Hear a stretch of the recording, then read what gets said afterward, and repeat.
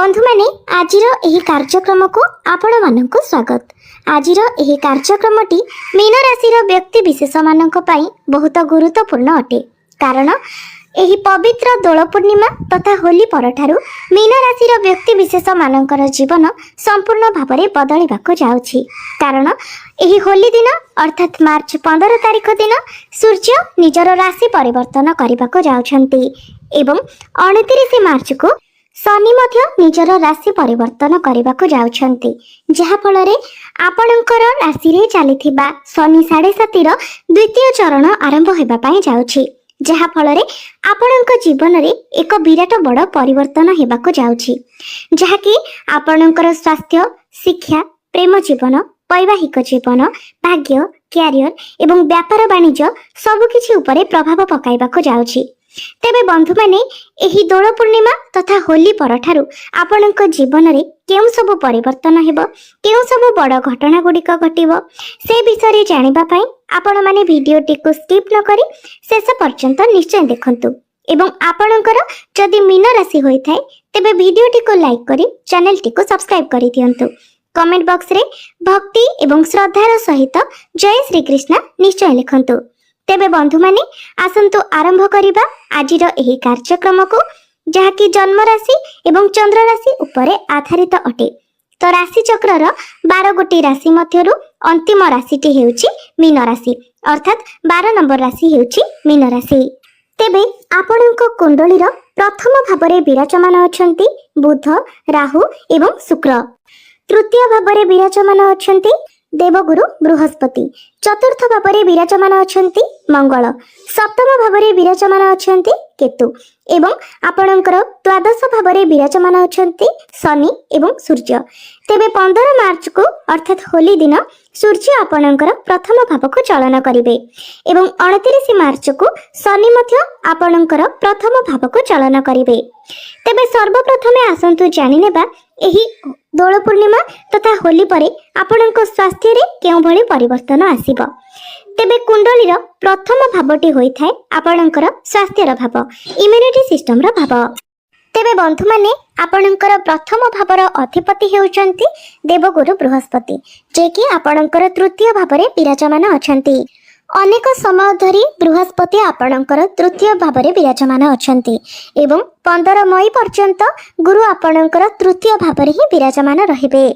तेबे तृतीय भावरे गुरु किछि दुर्बल स्थिति रे अछंती, जहा फलरे आपणकर स्वास्थ्य रे टिके समस्या देखा देबो। गुरु हेउछंती चर्बीर कारक ग्रह, तो आपणकर मोटापण बढ़िबा भली किछिटा समस्या देखा देई पारे। डाइजेशन, लिवर ए सब रे किछिटा प्रॉब्लम देखा देई पारे।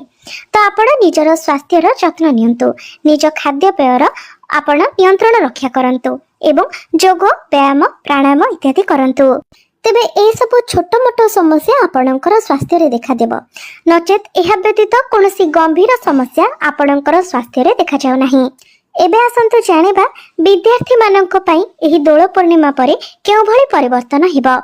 तो बंधु माने कुंडलीर पंचम भावटी होई थाए आपणकर शिक्षार भाव। तो जेहेतु आपणकर पंचम भावर अधिपति चंद्रमा अटंती, सेतिपई मीन राशि व्यक्ति विशेष माने आपण निजे अनुभव करिथिबे जे पाठ पढ़ारे बेले बेले आपण बहुत अन्यमनस्क रही थांती एवं बेले बेले बहुत मन लगी आपण पाठ पढ़ी थांती। जेहेतु आपणकर पंचम भावर अधिपति चंद्रमा अटंती, सेतिपई पाठ पढ़ारे आपणकर मन चंचल रही थाए। तेणु जेतेबेले आपण मन देई थांती बहुत भल भाବରେ पाठ पढ़ी थांती एवं जेतेबेले आपण अन्यमनस्क होई थांती तो बिल्कुल भी आपण पाठ पढ़ारे मन लगाई पारि न थांती। मात्र दोल पूर्णिमा परे आपणकर पाठ पढ़ार स्थिति बहुत भल रहिबो, कारण बुध एवं शुक्र आपणकर प्रथम भावरे विराजमान अछंती, जहा फलरे पाठ पढ़ारे एहार बहुत अधिक शुभ प्रभाव पड़िबो। तो जदि आपणकर पाठ पढ़ा को लेकिन किछि भी आपण डिसीजन नेबा पई चाहुचंती तो एही दोल पूर्णिमा परे आपण निर्द्वंद रे ताहा नै पारिबे। जदि आपणकर कोनोसी एग्जाम अछि तो सेथिरे निश्चित भाबरे आपणको बहुत शुभ फल मिलिबो एवं जदि आपण किछि एडमिशन करबा पई चाहुचंती तो सेथि पई मते समय आपणको पई अनुकूल रहिबो। एबे आसंतु जानिबा आपणकर प्रेम जीवन रे एही दोल पूर्णिमा परे केउ भली परिवर्तन आसीबो। तो कुंडलीर पंचम भावटी आपणकर शिक्षार भाव हेबा सहित पंचम भावटी मध्य होइथाय आपणकर प्रेम जीवनर भाव। एवं मु पूर्वरु ही आपणको कहि सारिछि जे आपणको पंचम भावर अधिपति हेउछन्ति चंद्रमा, जे कि प्रति 2 दिन रे निजर राशि परिवर्तन करिथांती। तेबे बंधु माने दोल पूर्णिमा परे आपणकर प्रेम जीवन तो बहुत भल रहिबो, मात्र 29 मार्च को शनि जेतेबेले निजर राशि परिवर्तन करिवे सेतेबेले आपणको मध्यरे टिके जिद्दी स्वभाव आसी जिवो, स्टबर्न नेचर आसी जिवो, कारण शनि आपणकर प्रथम भावरे रहिबे। तो आपणकर शनि 7.5 द्वितीय चरण आरंभ होई जिवो एवं आपणकर माइंड मध्य डाइवर्ट हेबो, आपणकर बहुत किछि ओवर थिंकिंग आसीबो, ए सब समस्या आपणकर देखा देबो। एबे आसंतु जानिबा आपणकर वैवाहिक जीवन किपरि रहिबो एही दोल पूर्णिमा परे। आपणक वैवाहिक जीवन रे एही दोल पूर्णिमा परे केउ सब परिवर्तन हेबो। तेबे बंधु माने कुंडलीर सप्तम भावटी होइथाय आपणक वैवाहिक जीवनर भाव। तो आपणकर सप्तम भावर अधिपति हेउछन्ति बुध, जे कि आपणकर प्रथम भावरे अछन्ति एवं प्रथम भावरे रही निजर स्वगृह अर्थात आपणकर सप्तम भाव को देखुछन्ति। एहा व्यतीत शुक्रंकर दृष्टि मध्य सप्तम भाव उपरे रहुछि। तो दोल पूर्णिमा परे आपणकर वैवाहिक जीवन बहुत भल रहिबो। एबे आसंतु जानि नेबा आपणकर भाग्य केते दूर आपणकर साथ देबो एही दोल पूर्णिमा परे। तो कुंडलीर नवम भावटी होइथाय आपणकर भाग्यर भाव एवं आपणकर नवम भावर अधिपति अर्थात भाग्य भावर अधिपति हेउछन्ति मंगल। मंगल आपणकर चतुर्थ भावरे विराजमान अछन्ति। चतुर्थ भावटी होइथाय समस्त प्रकारर भौतिक सुखर भाव एवं मांकर भाव। तो मंगल बहुत भल स्थिति रे विराजमान अछन्ति। एहा व्यतीत गुरुंकर दृष्टि मध्य आपणकर नवम भाव उपरे रहुछि। गुरु सप्तम दृष्टि रे आपणकर नवम भाव को देखुछन्ति, जहा फଳରେ निश्चित भावरे आपणको आपणको भाग्यर साथ मिलिबो। तो एही दोल पूर्णिमा परे जदि आपण किछि बड़ कार्यर आरंभ करिबा पई चाहुछन्ति, किछि बड़ जिनिस आपण किना किनि करिबा को चाहुछन्ति, किछि नूतन कार्यर आरंभ करिबा पई चाहुछन्ति, आपण किछि इन्वेस्टमेंट करिबा पई चाहुछन्ति, आपणकर कोनोसी मीटिंग किबा डील रहिछि, कहिबा को गले भाग्य संबंधित प्रत्येक कार्य रे आपणको सफलता मिलिबो। क्यारियर कथा हेबा जदि तो कुंडलीर दशम भावटी होइथाय आपणकर क्यारियर भाव एवं आपणकर दशम भावर अधिपति हेउछन्ति देवगुरु बृहस्पति, जे कि आपणकर तृतीय भावरे विराजमान अछन्ति। तो बुध एवं शुक्र जेहेतु आपणकर प्रथम भावरे अछन्ति, तो आपणकर माइंड बहुत शार्प रहिबो, आपण बहुत स्मार्ट भावरे निजर काम गुड़िक करिवे।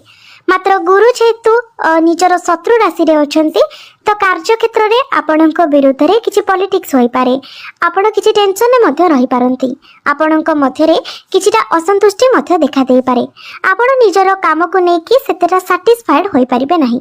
आपणक मन रे एभली चिंताधारा आसीबो जे मु जेतिकी परिश्रम करूछि मते सेतिकी फल मिलुछि, तो एही परि किछि असंतुष्टि आपणक मध्य रे देखा देई पारे। एवं जो मानक निकटरे कोनोसी चाकरी नाही, आपण चाकरी पई प्रिपेयर हेउछन्ति, तो आपण को चाकरी मिलिबार मध्य बहुत अधिक संभावना रहुछि। तो चाकरी पई आपण निजर चेष्टा जारी रखंतु, कारण एही दोल पूर्णिमा परठारु आपण को चाकरी मिलिबार जोग सृष्टि हेउछि। तेबे आपण निजर काम रे फोकस करंतु, निजर क्यारियर उपरे ध्यान दियंतु एवं समस्त प्रकारर पॉलिटिक्स ठारु आपण दूरेई रहंतु। जो माने बिजनेस करूछन्ति सेमानकर बिजनेस मध्य एही दोल पूर्णिमा परठारु बहुत भल रहिबो।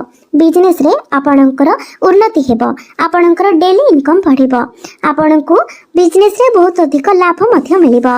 तेबे बंधु माने आपण मानक पई सबुठारु अधिक परिवर्तनर कथा हेउची आपणकर शनि 7.5 द्वितीय चरण आरंभ हेबो, कारण 29 मार्च को शनि आपणकर द्वादश भावरु आपणकर प्रथम भाव को आसीबे। तेबे शनि 7.5 जो 3टी चरण रही थाए ता मध्यरु सेही द्वितीय चरणटी होइथाए सबुठारु अधिक जंत्रणादायक। तेबे आपणकर निजस्व जन्म कुंडली रे शनिकर स्थिति किभଳି रहिछि ताहा अधिक गुरुत्वपूर्ण अटे। कारण आपणको कुंडली रे जदि शनि उच्च स्थिति रे थांती, मित्र राशि रे थांती किंबा कोनोसी भल स्थिति रे थांती तो शनि आपणको एही समय रे रंकरु राजा मध्य बनाई देई थांती।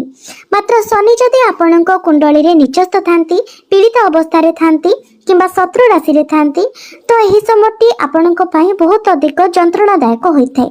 सेथिपाई आपणकर निजस्व जन्म कुंडली रे शनिकर स्थिति किभଳି रहिछि ताहा ही अधिक गुरुत्वपूर्ण अटे। तेबे शनिकर एही राशि परिवर्तन परे आपणको ओभर थिंकिंग ठारू दूरे रहिबार अछि, निजर माइंड को आपणको कंट्रोल रे रखिबार अछि एवं वैवाहिक जीवन उपरे मध्य आपणको विशेष ध्यान रखिबार अछि। आपणको निजर जिद उपरे मध्य नियंत्रण रक्षा करिबार अछि। आपण जेते पारिबे शांत एवं नम्र रहिबाको चेष्टा करंतु। अहंकार को निज ठारू दूरेई दियंतु। तेबे प्रतिकार स्वरूप प्रत्येक दिन आपण शनिकर बीज मंत्र 108 थर जप करंतु। प्रत्येक दिन आपण हनुमान चालीसार पाठ करंतु। प्रत्येक दिन उदित सूर्य को तंबा पात्र रे जलार्घ्य अर्पण करंतु एवं प्रत्येक दिन आपण ओम नमः शिवाय मंत्रर 108 थर जप करंतु। निश्चित भाବରେ आपणकर समस्त अशुभत्व गुड़िक खंडन होई आपणको अधिक शुभत्व प्राप्ति हेबा। तेबे बंधु माने आपणकर जीवन मंगलमय हो, एहा ही ईश्वरଙ୍କ निकटरे मोर प्रार्थना। धन्यवाद।